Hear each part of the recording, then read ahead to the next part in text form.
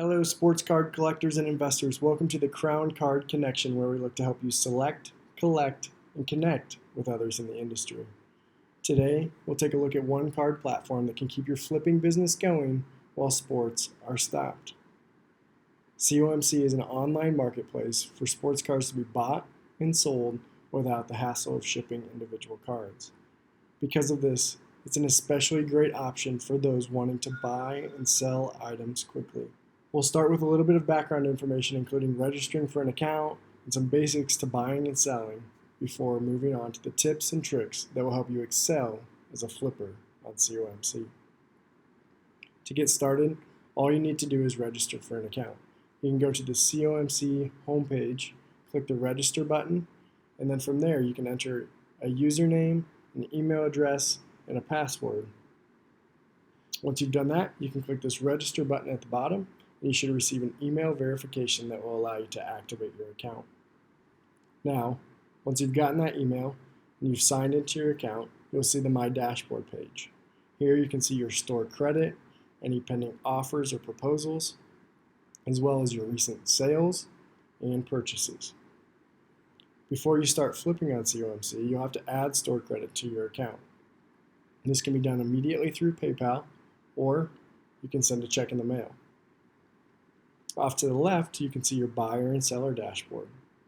These are helpful for seeing your purchases and sales histories, requesting shipments, managing your portfolio, and redeeming store credit.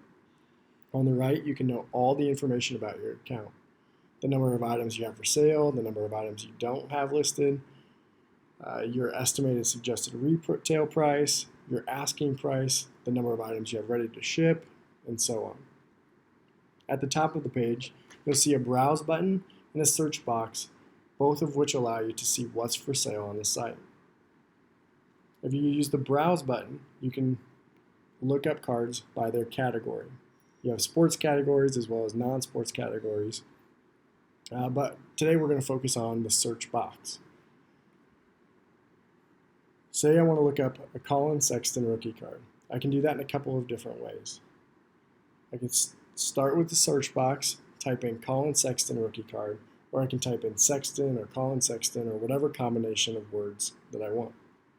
We'll start with Sexton so that we can see some of the other search tools as well.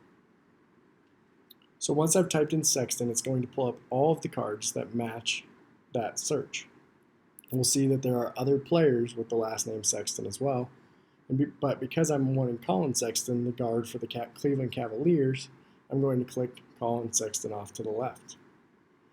Then I'm going to see all of the cards that match the search Colin Sexton. That's going to be his rookie year as well as the current year, because he's played 2 years in the NBA.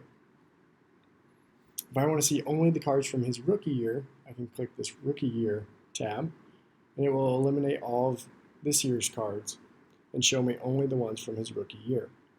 This will include some inserts and those cards that are from his rookie year but are not rookie cards.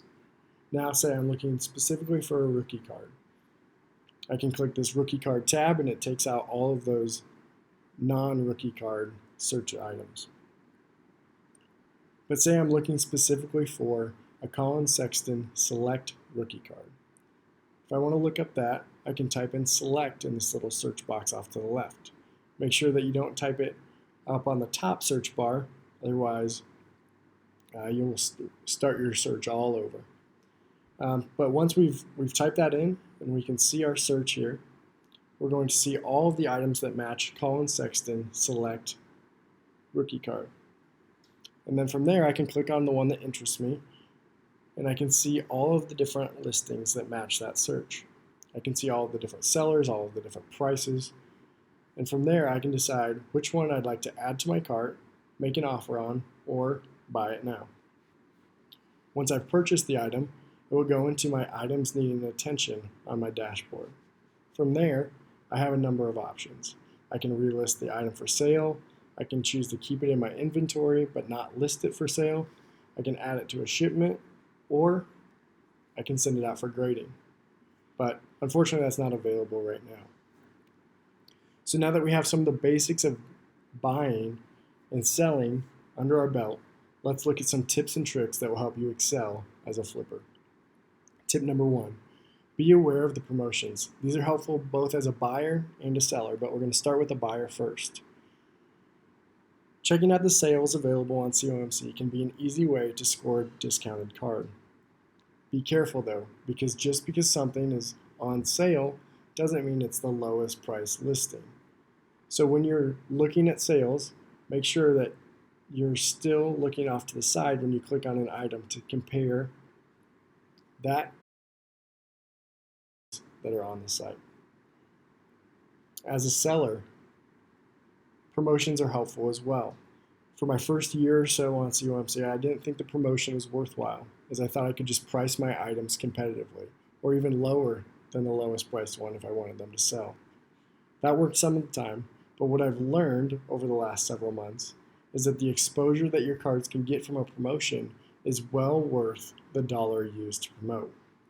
So to do this, you can go to your promotions manager, click the dollar sale, change the duration of your sale. I like to do as long as I can so that I can get as much exposure as possible, and then I can discount my prices to wherever I feel comfortable with selling them. So the use of promotions is the first tip for helping you buy and sell successfully on COMC. Tip number 2, don't be afraid to make offers. While sales allow sellers to discount their prices, I've found that sometimes you can get even better deals by making offers to someone who isn't running promotions. So use those promotions to your advantage. If someone is running a promotion and there's another card that's not for sale, but is in a similar price range, maybe you make an offer to that person first to see if you can actually get that price lower than what the sale price is. Another thing with making offers is that you might find that a seller has an auto accept percentage.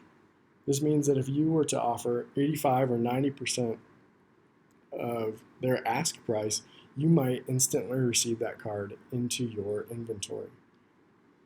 If you find these, I suggest writing down their name and remembering to check back every so often, because you know that you can get their cards for 85 to 90% of what they're asking.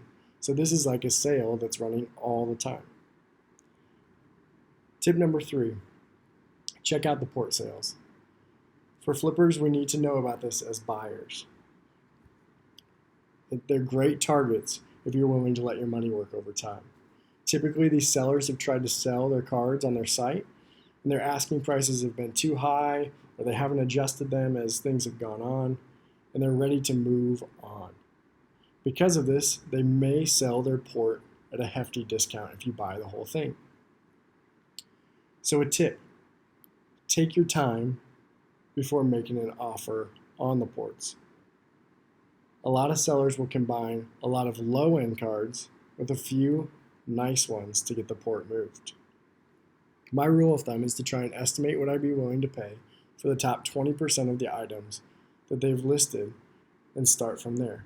This gives me the confidence that I can get my money back, and it keeps me from paying extra because of a top-heavy port.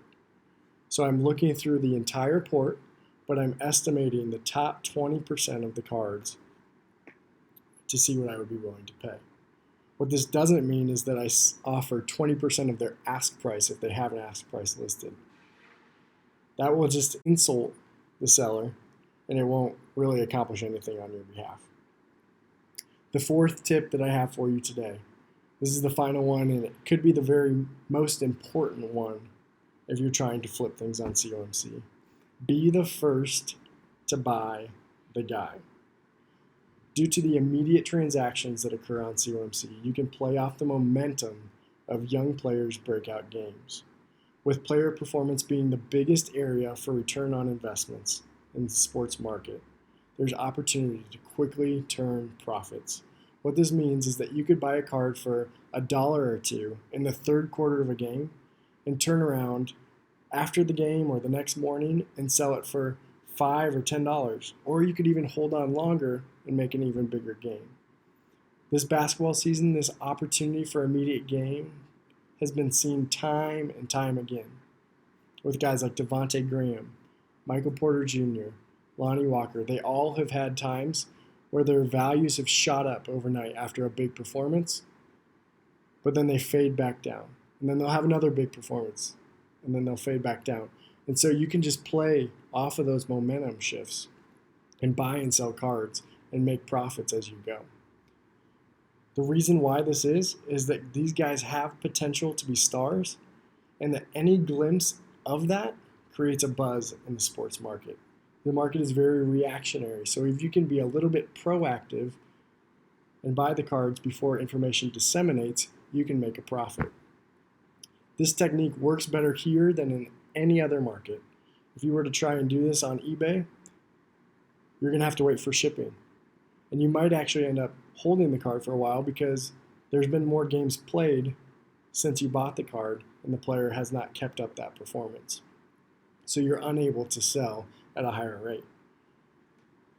So the key here is to take advantage of the immediate transactions to complete no or low risk flips. So be the first to buy the guy. All right, that's all for today. Thanks for joining us at the Crown Card Connection. We hope you enjoyed it. We'd love to hear back from you on ways that you use COMC